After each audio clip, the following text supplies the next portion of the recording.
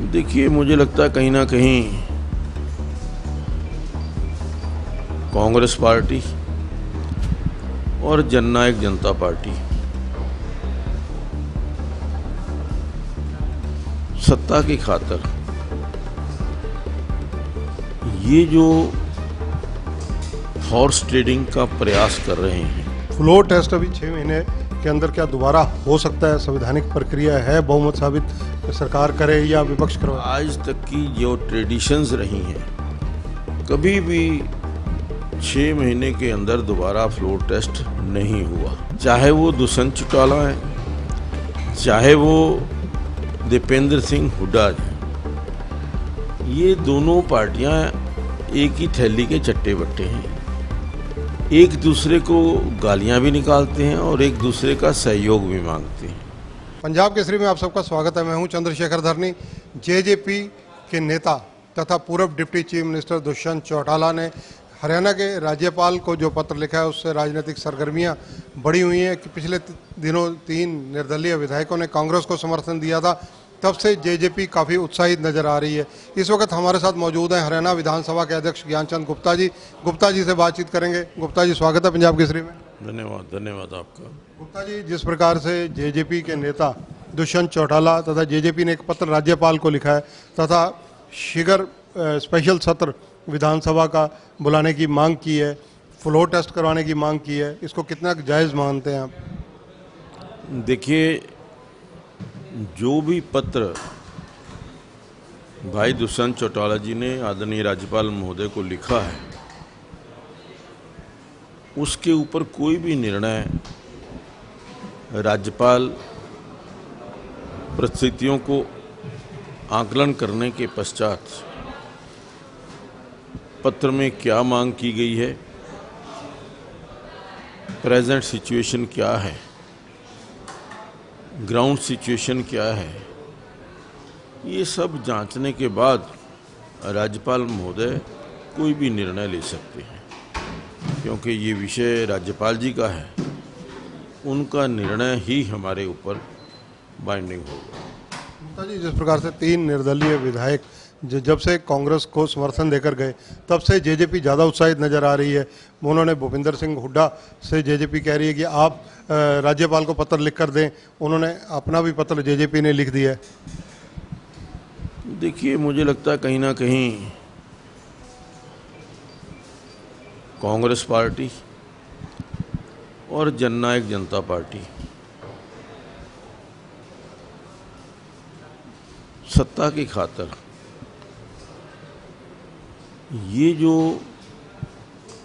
Horse trading का प्रयास कर रहे हैं,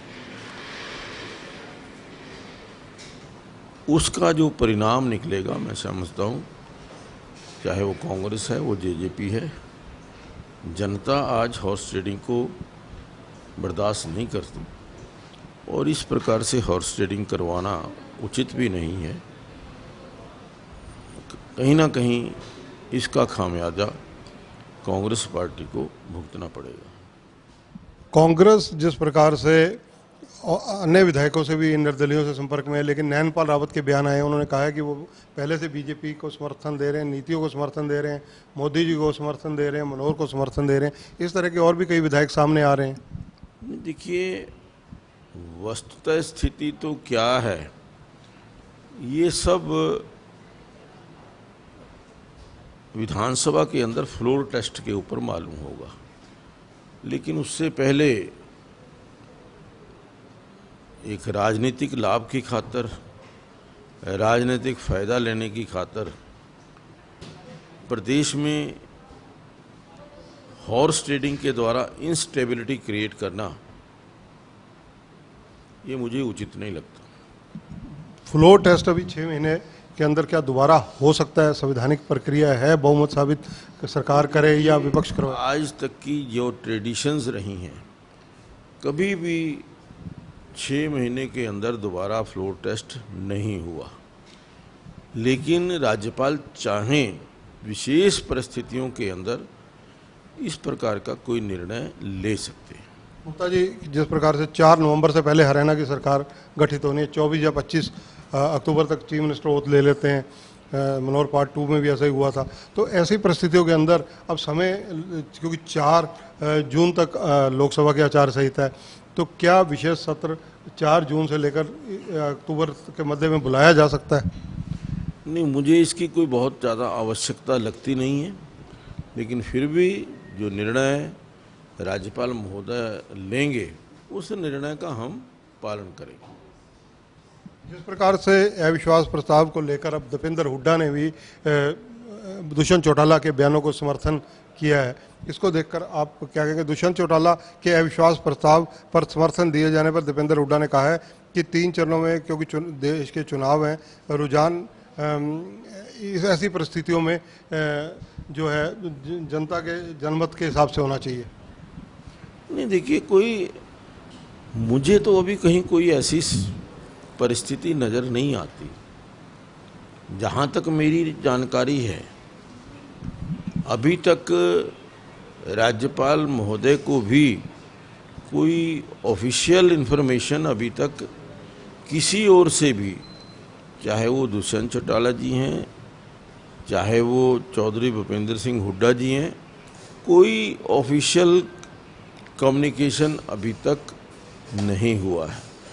कोई ऑफिशियल कम्युनिकेशन राज्यपाल महोदय को होगा, उसके पश्चात राज्यपाल महोदय परिस्थितियों को देख करके, परिस्थितियों का आकलन करके उसके पश्चात कोई निर्णय करेंगे। दीपेंद्र हुड्डा के एक बयान अभी और आए हैं सामने, सोशल मीडिया पर ये काफ़ी प्रचलित है कि जेजेपी को उन्होंने विश्वासघाती पार्टी भी कह दिया है।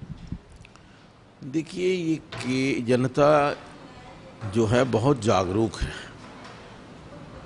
चाहे वो दुष्यंत चौटाला है, चाहे वो दीपेंद्र सिंह हुड्डा हैं, ये दोनों पार्टियां एक ही थैली के चट्टे बट्टे हैं।